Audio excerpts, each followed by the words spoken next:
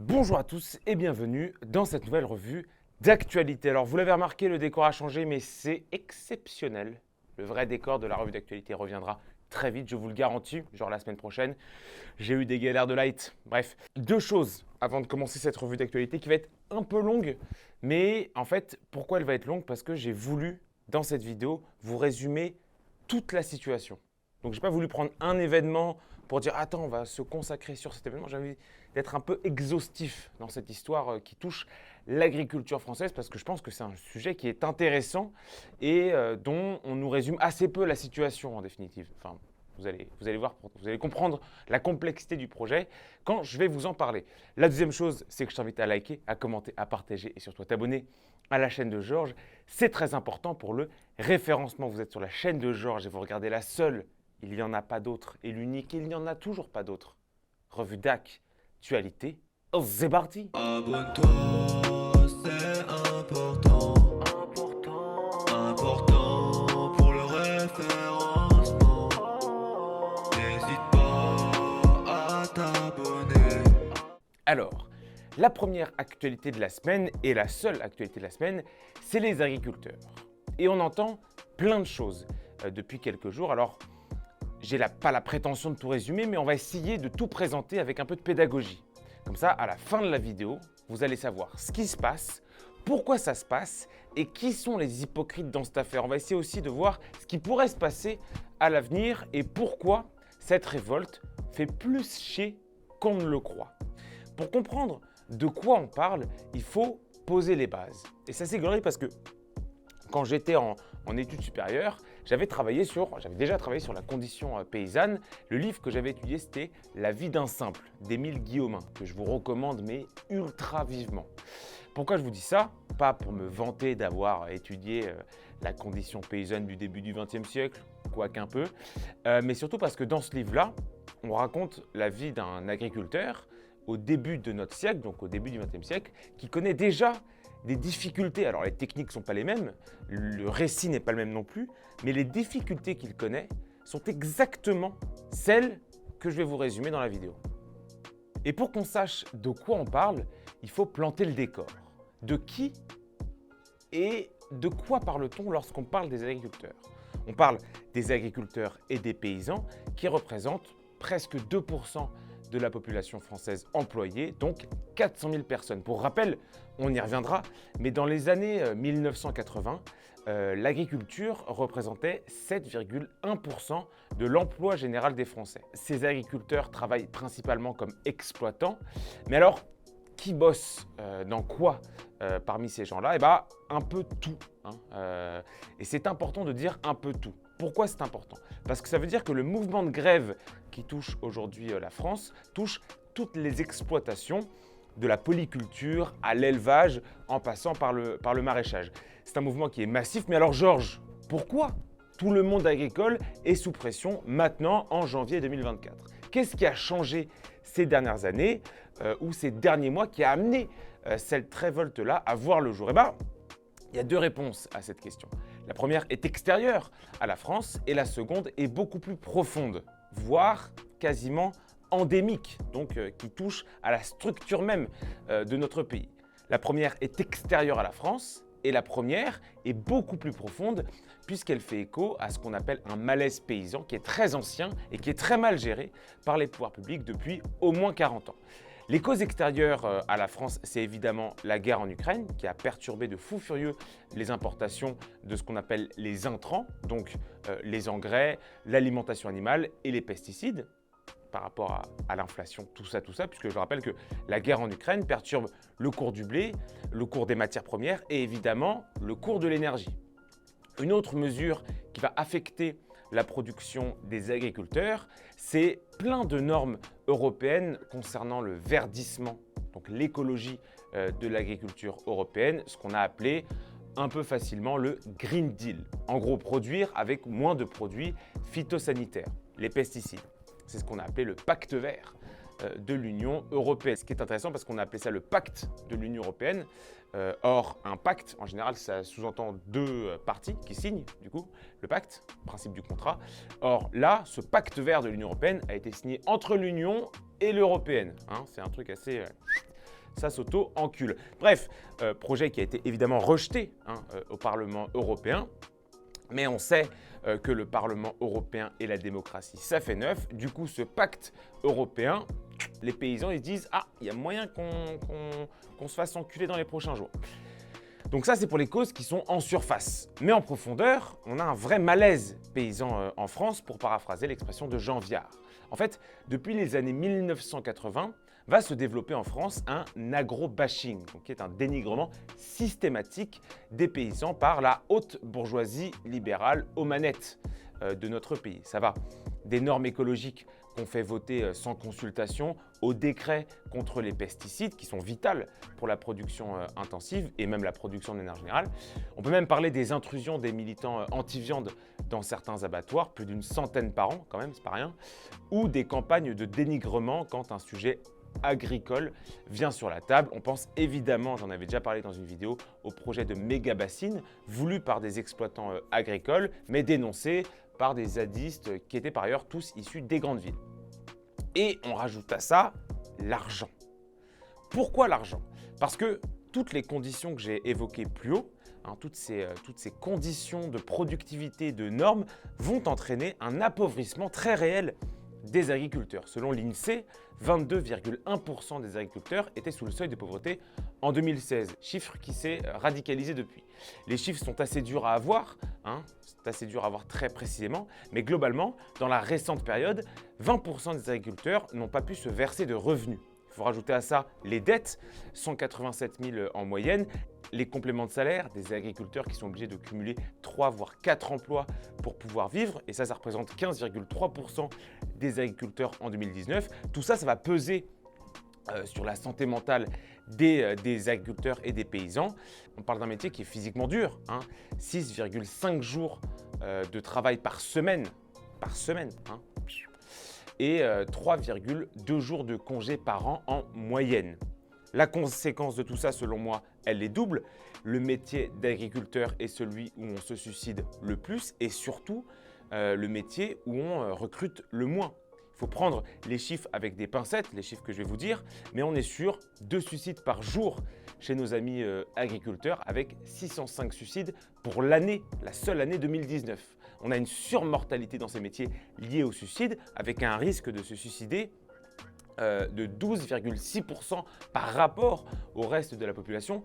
La mutualité sociale agricole parle même d'un risque de suicide supérieur à 43,2% par rapport à tous ces assurés de l'ensemble des régimes de la sécurité sociale. L'association Mancel va s'accorder, elle, sur un taux de suicide, un taux de mortalité lié au suicide 20% supérieur à la population générale.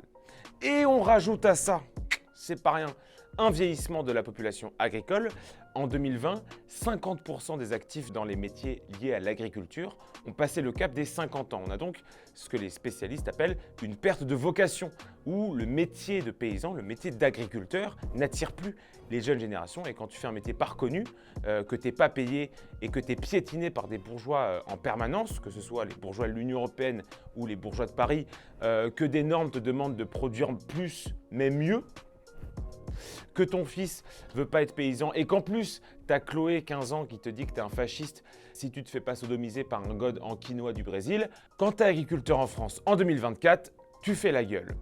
Voilà. Donc, on a planté le décor de pourquoi on parle d'un malaise paysan. Maintenant, qu'est-ce qui se passe? Je veux dire, là, maintenant, tout de suite, en janvier 2024. Et c'est ce que je vous disais en début de vidéo, c'est ce fameux deal vert ou Green Deal de l'Union européenne. En Occitanie, l'autoroute A64 a été bloquée par des agriculteurs qui dénonçaient ce pacte-là. La région, c'est pas un hasard non plus, l'Occitanie, c'est la région la plus bio de France. Voilà, je dis ça en passant. Leurs revendications sont triples. Ils dénoncent la concurrence déloyale, la baisse de leurs revenus, le climat, donc le climat genre les sécheresses, mais aussi le climat administratif avec des restrictions et des normes européennes qu'ils jugent trop contraignantes. Et pourquoi ça se lance que maintenant? Parce que déjà du 24 au 3 mars 2024, on a le salon de l'agriculture. Globalement, c'est la semaine où on se rend compte qu'on a encore des paysans dans notre pays. Et évidemment, on va avoir l'élection européenne dans quelques mois. Donc tout ça fait que les paysans et les agriculteurs se disent c'est le moment de sortir. C'est le moment de nous faire entendre. Dans les critiques récentes qu'on peut entendre si on va dans les manifestations, on a une critique sur la hausse récente des taxes sur le gaz national routier qui est utilisé principalement par les agriculteurs pour des tracteurs. C'est le fameux carburant gazole non routier, le GNR. Ensuite, on va avoir une critique sur les taxes sur les produits phytosanitaires, donc qui est une taxe sur les pesticides. Et si on met plus d'oseille dans sa machine et dans les pesticides, matériellement, mécaniquement, on a une baisse de nos revenus. Et sur ces taxes, ce que disent nos amis agriculteurs a du sens. S'ils se font taxer en France, ils sont désavantagés par rapport à leurs concurrents européens ou extra-européens qui n'ont pas du tout les mêmes normes. Logique. Et surtout, comment peut-on leur demander d'investir dans des équipements plus modernes et moins polluants si on gratte le peu d'oseille qu'ils arrivent à dégager avec toutes ces taxes? Ça n'a aucun sens. Une des critiques qui va revenir sur la condition paysanne et qui revient d'ailleurs depuis 20 ou 30 ans, c'est cette fameuse PAC, la politique agricole commune. On va faire un petit détour pour expliquer un peu ce que c'est. Qu'est-ce que c'est quoi la PAC? La PAC, c'est la politique agricole commune qui est instaurée par l'Europe en 1962. À l'origine, c'est pour harmoniser les marchés agricoles en garantissant des prix aux consommateurs et des aides aux producteurs. C'est très important, les aides aux producteurs. En gros, il y a un paquet d'oseille, en 2018 c'était 60 milliards d'euros, et on va distribuer cette oseille aux exploitants. C'est pas mal, sauf que la PAC fonctionne en fonction de la taille des exploitations. En gros, plus vous êtes un gros exploitant, plus vous recevez de l'oseille. Et cette philosophie va matériellement favoriser les grands groupes agricoles qui ont plus d'espace, qui ont plus de terres et surtout qui ont plus de ressources pour s'adapter aux exigences de cette même PAC et aux exigences plus générales de l'Union européenne. Ce qui va donner lieu à des scandales de corruption lunaire où, par exemple, en République tchèque, le Premier ministre Andrej Babis a reçu 40 millions d'euros de subventions de la PAC, juste parce qu'il avait un gros terrain agricole. Ça n'a pas de sens. 40 millions d'euros pour un mec qui a des grosses exploitations quand des agriculteurs français se cassent le dos pour, en moyenne, 200 euros par mois. Je ne sais pas si vous vous rendez compte de l'absurdité de ce que c'est de vouloir harmoniser des agricultures françaises, hongroises ou bulgares. Aujourd'hui, le New York Times, donc pas un vieux magazine de revue de bagnole d'occasion, mais le New York Times a enquêté sur cette PAC et a expliqué, tenez-vous prêts, que c'était aujourd'hui, en 2022, je cite, un système de subvention délibérément opaque, faussé par la corruption et le conflit d'intérêts qui sape complètement les objectifs environnementaux de l'Union européenne. Et c'est une des nombreuses contradictions de la politique agricole commune, à savoir favoriser les grandes exploitations, puisque basées sur la surface exploitée, donc favoriser des espaces agricoles qui vont polluer plus dans un système européen qui sanctionne les petits exploitants qui pollueraient trop. Voilà, c'est ça la politique agricole commune aujourd'hui. Dans les critiques qu'on va avoir qui émanent des manifestations, on a évidemment une critique sur la politique agricole commune, mais on a aussi, et c'est assez rare qu'on en parle, trop de normes. Alors on reprend souvent l'exemple des 14 normes qu'il faut pour planter une haie, mais entre le code de l'urbanisme, les normes européennes, les lois préfectorales et mon gros cul sur la commode, la vie aujourd'hui des agriculteurs est littéralement empêchée par des décrets parfois contradictoires, pris par des politiciens qui ne vivent pas sur le terrain, qui n'expérimentent pas les lois qu'ils font voter, qu'ils soient de Paris ou de Bruxelles. Et plus généralement, la critique qu'on peut faire à l'Union européenne, c'est d'avoir fait de l'agriculture européenne un produit comme un autre. Philippe Chalmin, l'économiste Philippe Chalmin, montre comment l'Union européenne, en définitive, en mettant fin aux quotas européens qui garantissaient aux producteurs un prix stable, a rendu l'agriculture perméable aux instabilités du marché. Et c'est pour ça que tout à l'heure, je vous parlais de l'Ukraine. On est en plein dedans avec cette histoire d'Ukraine.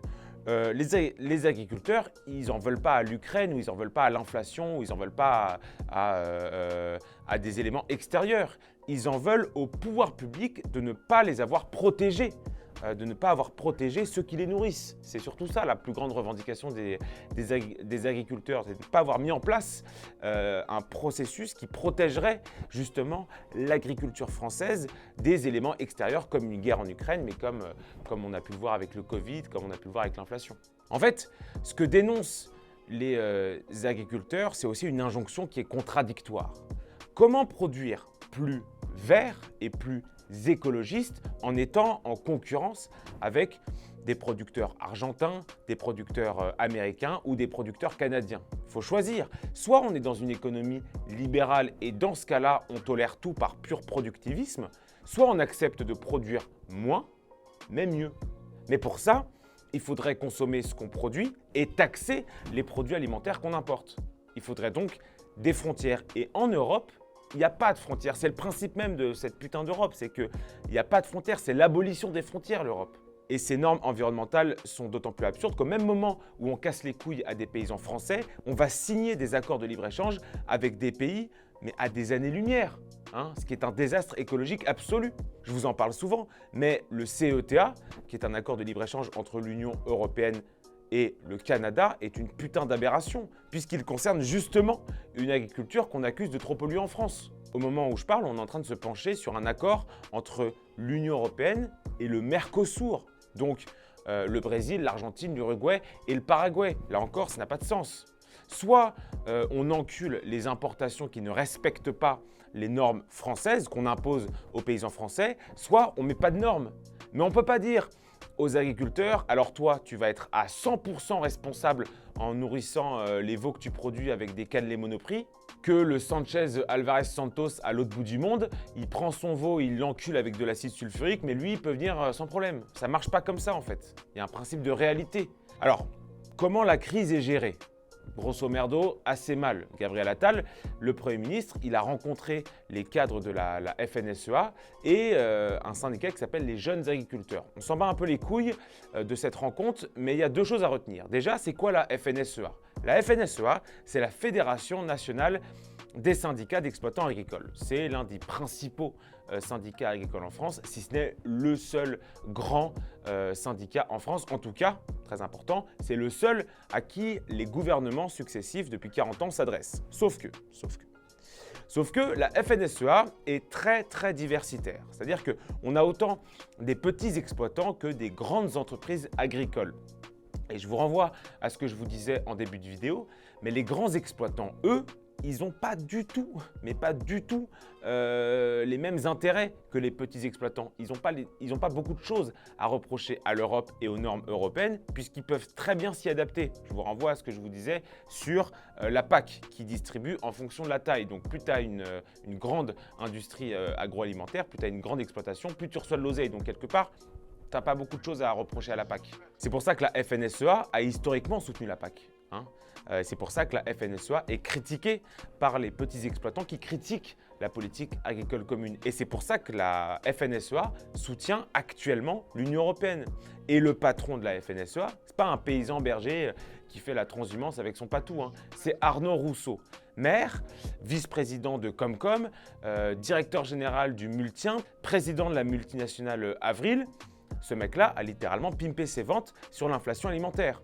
On parle d'un agriculteur qui a fait l'European Business School de Paris. On parle d'un mec, son premier taf, ça a été de foutre des matières premières agricoles sur les marchés financiers. On parle d'un mec qui a validé la hausse du GNR, donc il y a le gaz non routier dont je vous parlais en début de vidéo. Donc envoyer ce mec-là dialoguer avec un gouvernement, je peux comprendre les agriculteurs qui disent « on nous prend un peu pour des fils de pute là, non ?» Attention, je ne dis pas qu'un mec au taquet tuné ne peut pas défendre d'autres intérêts que les siens, au contraire même. Maintenant, quand le patron de la FNSEA en pleine crise agricole te sort, en sortant d'une discussion avec le gouvernement, cette Europe, on y tient, mais on a besoin de la remettre en question, moi je ne sais pas très bien qui est ce « on » qui voudrait remettre en question, mais ça m'a pas l'air d'être les paysans de base. L'autre truc intéressant, c'était que la FNSEA était accompagnée du syndicat des jeunes agriculteurs. Déjà, ça renvoie à ce que je vous disais sur la jeunesse paysanne de ce pays. Et aussi et surtout, la détermination des mecs va être, pour le gouvernement, très technique à contrer. Pourquoi? Parce que, pour paraphraser Arnaud Gaillot, les mecs, ils n'ont rien à perdre. Ils n'ont rien à perdre. extrait. La détermination, en tout cas, elle est bien réelle sur le terrain. Ah, puis je pense que plus que jamais, moi, je l'ai jamais vu à un niveau aussi élevé. Jamais. Non. Jamais, par le passé. Non, là, honnêtement, on a une vraie crise profonde. Les mecs, malheureusement, ont, pour certains, plus rien à perdre. Donc, en fait, c'est leur survie qui est en jeu, leur survie de leurs entreprises, leur famille. Donc voilà, il y a des gens déterminés qui ne lâcheront rien. Est-ce que vous vous souvenez tout à l'heure que je vous disais que la nouveauté, c'est l'envergure du malaise paysan, puisqu'il touche toutes les couches de la paysannerie française, parce qu'il rassemble tous les corps de métier. Et bien là, en ce moment, au moment où je vous parle, on a pareil, mais au niveau européen. Aux Pays-Bas, l'ex-premier ministre Mark Rutte a annoncé la réduction de 30% du cheptel, notamment des vaches laitières, en rapport aux émissions d'azote. En Allemagne, qui est objectivement, je vous en parlais dans une autre vidéo, le pays qui bénéficie le plus de l'Union européenne, les agriculteurs ont manifesté contre les subventions au diesel agricole, qui était une mesure écologiste. Et là encore, une des revendications, c'était trop d'administratif, trop compliqué, on ne s'en sort pas. L'administration est trop lourde. En Espagne aussi, on a manifesté en début d'année contre les exigences environnementales intenables de la Commission européenne, qui était au cœur de la critique. Et au cœur, on retrouve qui? Au cœur des paysans espagnols, il y avait quoi? Il y avait le Green Deal, dont je vous parlais tout à l'heure. Alors là, extérieurement, on pourrait se dire que ces mouvements-là, ces mouvements paysans sont contre l'écologie. En fait, non. En fait, les paysans européens ne sont pas foncièrement anti-écolo, puisque de fait, ils sont les premiers à être au contact des ravages que peut faire le changement climatique. Je vous renvoie à toutes les tempêtes qu'il peut y avoir, les sécheresses, en bref, c'est eux qui sont au plus près de la réalité de ce qu'est le changement climatique. Sauf que eux, s'ils sont proches de cette réalité-là, ils sont aussi proches d'une autre réalité qu'on aime beaucoup moins entendre, qui est une réalité économique. Contrairement aux parlementaires européens ou nationaux qui font voter des lois. Ils savent que s'ils n'emploient pas de pesticides, s'ils n'utilisent pas les pesticides ou s'ils réduisent le cheptel, eux, ils vont plus pouvoir grailler, ils vont plus pouvoir manger. C'est surtout ça qu'ils nous disent. C'est pas tellement qu'ils sont contre l'écologie, c'est juste qu'ils n'ont pas les moyens. Ils n'ont pas les moyens du bourgeois d'être écolo. C'est surtout ça ce qu'ils nous disent. Et tout ça n'est pas fini, puisque ce matin, mardi matin, Alexandra Sonac, qui était une mère de famille et une agricultrice, a été percutée accidentellement, je tiens à le dire, par une bagnole conduite par des OQTF. Il semblerait que ce soit des OQTF arméniens. Sa fille de 14 ans est grièvement blessée. Alors on peut en vouloir aux OQTF de l'avoir percutée, évidemment, mais je ne vous le rappellerai jamais assez, le premier responsable de cette situation, c'est l'État. En appliquant l'OQTF, l'agricultrice serait encore en vie. Alors pour l'instant, comme je vous le disais tout à l'heure, on est sur un accident. Ce pas de mecs qui ont foncièrement foncé sur des agriculteurs, mais toujours est-il que les OQTF auraient dû être appliqués. Voilà. J'en place une très rapide pour mes bourgeois de gauche, qui n'ont pas hésité à cracher sur le mouvement de la révolte. Je pense notamment à Sandrine Rousseau, qui a dégainé son téléphone, qui a sorti son meilleur tweet pour appeler le gouvernement à intervenir sur les barrages des paysans, où LFI, Europe Écologie Les Verts et Renaissance qui se sont opposés à la minute de silence en hommage à Alexandra, fauchée par l'OQTF lors d'un barrage. Et maintenant, sur cette section récupération, on a beaucoup de trucs à dire, puisque chaque membre politique, il va de son petit soutien. Je rappelle qu'il n'y a rien de mal en soi à la récupération, à récupérer une colère, surtout si on le fait avec des bonnes intentions. Enfin, si tu présentes un programme qui amènerait de fait à régler le problème auquel font face les agriculteurs, normal que tu te dises « Oh, c'est marrant parce que si on m'avait élu, on n'en serait pas là ». Maintenant, voir de la récupération de la part de politiques ou de groupes politiques qui ont activement participé à la destruction du monde paysan français, c'est plus emmerdant. Je pense notamment, ça va peut-être pas vous plaire, à François-Xavier Bellamy, qui nous explique que l'agriculture est un secteur stratégique et qu'on se doit en tant qu'État français de subventionner. D'accord François FX, mais rassure-moi, tu vas nous expliquer pourquoi ton groupe parlementaire européen a voté pour l'accord de libre-échange entre la Nouvelle-Zélande et l'Union européenne. Tu vas pas quand même soutenir un mouvement paysan et voter des accords de libre-échange avec la Nouvelle-Zélande. Ça ne te ressemble pas, mon François-Xavier, non? Et pareil, je vois des écologistes, des communistes ou des insoumis nous expliquer qu'il faut protéger notre agriculture contre les dangers de la mondialisation. Alors, déjà, les écologistes, votre groupe comporte le nom Europe. Donc on va se détendre direct sur la paysannerie, qui est vraiment victime, une des premières victimes de l'Europe. Puis, quand vous êtes vous-même à l'origine de l'écologie punitive que vous alimentez continuellement depuis 10 ans, qui conduit aux gilets jaunes, puisque je rappelle que c'était une hausse écolo, le début de la révolte des gilets jaunes, et qui conduit à ce qu'on connaît aujourd'hui dans le monde paysan, je ne suis pas sûr que les écolos soient les mieux placés pour parler. Donc le mieux, c'est quand même d'aller retourner manger du tofu brésilien dans ces écolieux à Pantin. Et enfin, les communistes et les insoumis qui appellent carrément à mater la révolte. Enfin, en tout cas, qui appelaient à l'époque à mater la révolte. Et dès lors que ça va prendre de l'ampleur, dès lors qu'ils vont se rendre compte que cette révolte est massivement soutenue par la population, hop, on retourne sa veste quechua, on prend sa meilleure casquette made in China pour se dire proche des agriculteurs. Sauf que nous, chez Georges, on n'est pas cons. On sait que vous avez appelé à voter pour l'incarnation du libre-échange et de la mondialisation, à savoir Macron, depuis 10 ans. On le sait, ça. On sait que les mesures d'écologie punitive que vous soutenez, voire que vous mettez en place dans vos mairies, sont précisément ce qui amène aujourd'hui les agriculteurs à se révolter. On sait qu'on a très vite abandonné l'idée d'une sortie de l'Union européenne dans vos partis, dans vos programmes, parce que révolutionnaire, mais t'inquiète, non mais je suis révolutionnaire, mais l'Europe, on n'y touche pas. Bah non frère, c'est complètement ridicule. D'ailleurs, j'interviens parce que je vois passer énormément de conneries sur les réseaux sociaux. On va expliquer, mais attends, les agriculteurs sont en colère, mais, on fait un parallèle un peu chelou, mais les jeunes, après la mort de Naël, bah c'est pareil. Alors pourquoi vous aimez les révoltes quand c'est des paysans et pas quand c'est Naël? Ah ouais d'accord, donc quand c'est des blancs, on n'y touche pas, alors que quand c'est les banlieusards, on y va, c'est la police et compagnie. Ou El Famoso, la police ne fait rien quand des blancs manifestent.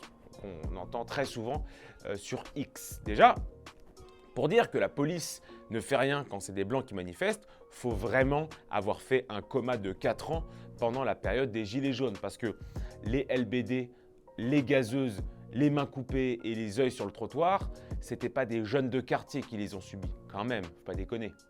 Ensuite, je vous renvoie à ma vidéo sur les émeutes. Mais les émeutes de cet été, c'était du pillage provenant d'individus statistiquement gavés de subventions et d'attention publique. Très important, l'attention publique. Les banlieues font partie intégrante de la culture française. C'est-à-dire que tous les jours, on vient nous casser les couilles avec les banlieues. Il y a un film, il y a un livre, il y a une conférence, en bref. L'attention publique est focalisée sur les banlieues. Les subventions publiques sont focalisées sur les banlieues. Donc des jeunes provenant de ces banlieues qui manifestent, c'est statistiquement des gens qui sont gavés de subventions et d'attention. Fin de l'histoire. C'est littéralement l'inverse avec les agriculteurs aujourd'hui. C'est une révolte non violente, parce que c'est le principe des blocages en fait. Le blocage n'est pas violent. Il est incapacitant, mais il n'est pas violent. C'est le principe des blocages donc, et c'est aussi le principe des occupations. Et ces gens-là, ceux qui manifestent, sont des individus qui sont complètement sous les radars de l'attention publique. C'est justement ce qui explique la sympathie qu'a la population envers eux et qu'avait la population envers les Gilets jaunes à leur début. Par ailleurs, et c'est très important de le souligner, la révolte des agriculteurs est précise. Ils savent ce qu'ils dénoncent, j'en ai parlé plus haut. Et on ne peut pas vraiment faire de récupération politique puisque ce qu'ils veulent, c'est clair. Ce qu'ils veulent est clairement établi. Et ce n'était pas du tout le cas des émeutiers qui voulaient juste des nouvelles Nike. Mais je vais aller plus loin un peu dans cette comparaison entre les deux révoltes parce que la forme est importante. Pourquoi? Parce que les émeutiers ont victimisé la France 3 jours et ils ont reçu ce qu'ils voulaient. Là, ça fait plusieurs mois que des paysans sont mobilisés et eux, ils n'ont rien. En d'autres termes, l'État est en train de leur faire comprendre que le seul moyen d'être audible, non pas écouté, mais simplement entendu, c'est d'imposer un rapport de force physique avec lui. Et c'est très dangereux comme processus. Et alors c'était Mathieu Bocoté qui disait ça tout à l'heure sur CNews, très intéressant. On peut supposer que si les blocages s'intensifient, voire si ça chauffe un peu, la petite bagarre, l'État va être impitoyable avec les paysans. Parce que Les paysans, contrairement aux banlieues, les paysans critiquent l'État profond, ils critiquent l'administration, ils critiquent l'Europe, ils critiquent l'économie punitive, ils critiquent, en définitive, le pouvoir établi, au contraire des manifestations pour Naël, qui étaient l'expression d'une volonté de consommation capitaliste, d'où les pillages, qui faisaient clairement le jeu du système. Parce que, excuse-moi, quand les mecs qui sont contre toi, ils préfèrent aller à Footlocker de Châtelet plutôt que s'interroger et sortir et s'extraire de leurs conditions, il n'y a pas de galère, les gars, en vrai. Hein. Vous avez rien à... Il n'y a aucune crainte. Si ta seule crainte, c'est qu'il faut barricader ton Lidl et ton Nike, il n'y a pas de galère. Tu sais où les attendre, tes émeutiers. Et c'est d'ailleurs pour ça que la caste de sociologues d'extrême gauche qui bandent pas et l'ensemble, quelque part, l'ensemble de la bourgeoisie de gauche des villes ont largement plébiscité les émeutes de Naël parce que c'était le fruit d'une jeunesse gavée d'antiracisme, gavée de victimisation et victime de la société individualiste et consumériste. Et c'est l'inverse absolu avec les paysans aujourd'hui qui bloquent les routes en nous disant c'est nous qui vous nourrissons en fait. C'est l'opposé d'une révolte individualiste centrée sur soi. Et c'est en ça qu'on peut rapprocher cette révolte paysanne avec les Gilets jaunes.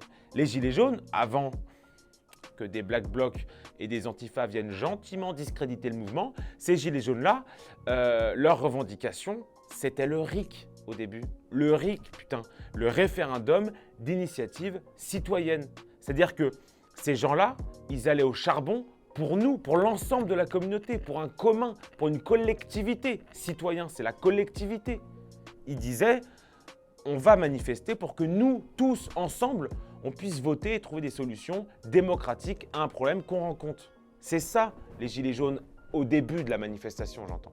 Et on peut rapprocher ces deux mouvements, donc paysans et les Gilets jaunes, parce que évidemment, c'est une sociologie qui est assez proche. C'est des petits blancs, hein, c'est les fameux sans-dents, qu'on n'entend pas forcément chialer toutes les 2 minutes, alors que tout tombe en ruine chez eux, hein, à qui on a vendu la mondialisation heureuse et qui découvrent que finalement la mondialisation s'est suicidée la semaine dernière dans la grange avec le fusil de papy, à qui on a dit t'inquiète, chope ton diesel, ton frigo et ton micro-ondes et viens pas nous casser les couilles, hein, et que finalement ils se rendent compte que les trois ils l'ont acheté à crédit. Le grand problème dans cette révolte-là, c'est un problème qui va être politique. On n'a pas de marge de manœuvre. La France est totalement et juridiquement dépendante des directives européennes. Donc on pourra faire autant de réunions qu'on veut, autant de réunions de crise qu'on veut, autant de rencontres avec un mec qui connaît un mec, qui connaît un mec, qui connaît un mec qui a déjà vu un mouton, tant qu'on ne réforme pas ou qu'on n'impose pas à l'Europe un rapport de force, ça ne sert à rien. On a vendu notre souveraineté alimentaire quelque part, on a vendu notre souveraineté alimentaire à l'Union européenne. Aujourd'hui, les paysans critiquent la politique française envers l'Union européenne, mais on ne peut rien faire si ce n'est, selon moi, sortir de l'Europe. J'aimerais rajouter un dernier truc auquel j'ai pensé quand j'ai écrit cette vidéo. Évidemment, les responsables sont les politiques, les paradigmes néolibéraux dans lesquels nous sommes, où tout est globalement soumis à une logique de marché, donc une logique qui est productiviste, donc qui élimine les petits exploitants. La faute, elle revient aussi aux hypocrites, hein, qui vont essayer de récupérer le mouvement, alors qu'en vrai, pas sûr qu'ils aient voté contre si le mouvement avait été non violent, enfin bref. Mais il faut aussi, en tant qu'individu, qu'on analyse ce qui ne va pas, qu'on écoute cette revendication paysanne. Et dans ce cadre-là, je pense que c'est notre consommation. Donc ceux qui ne produisent pas, mais ceux qui consomment, nous, quand on va au Lidl ou à Carrefour et que pour quelques centimes ou quelques euros, on choisit des steaks plutôt que ceux du boucher qu'on connaît, on est un peu responsable de ce qui se passe. Parce que derrière, on perd le coût réel de l'alimentation. Et notamment, ce qui va être reversé aux producteurs en France. Quand, pour quelques euros, on ne choisit pas carrément de manger un poulet qui est fait au Brésil ou dans le trou du cul du monde.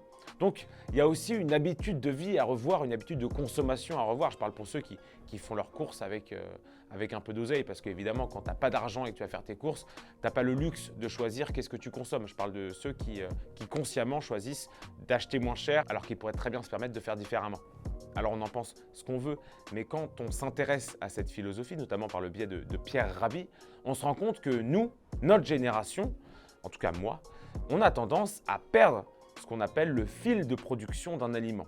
On est plus intéressé par l'économie qu'on fait nous individuellement quand on fait un achat que par l'ensemble de la chaîne alimentaire qui a permis à cet aliment d'être là, d'être sous nos yeux.